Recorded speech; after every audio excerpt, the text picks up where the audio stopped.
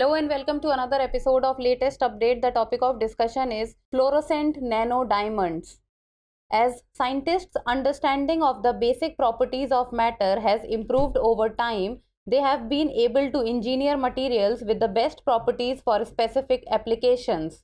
Such bespoke materials have revolutionized various sectors including medical diagnostics, spaceflight, cryptography, commercial electronics and computing. One such material is the fluorescent nanodiamond. FNDs are nanometer-sized diamonds made of carbon nanoparticles. They are produced in a high temperature and high pressure process. FNDs are stable under light and aren't toxic to living things. So they have many applications in high resolution imagining, microscale temperature sensing and correlative microscopy among others. In biology, scientists use FNDs to track cells and their progeny over long periods.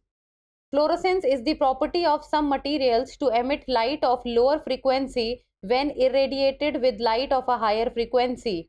But unlike many other nanoscale fluorescent materials, FNDs don't blink when irradiated for a long time. Their fluorescence lifespan is greater than 10 nanoseconds, a relatively long duration which makes them better than quantum dots, whose inventors won the Chemistry Nobel Prize last year. Physicists expect that FNDs containing NV centers can be used to produce the macroscopic version of the quantum superposition of electrons.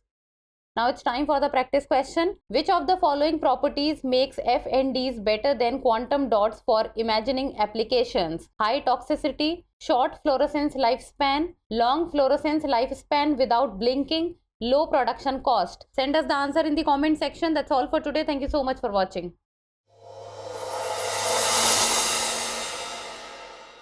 For more informative content, like, share and subscribe, and do not forget to press the bell icon to get the notifications.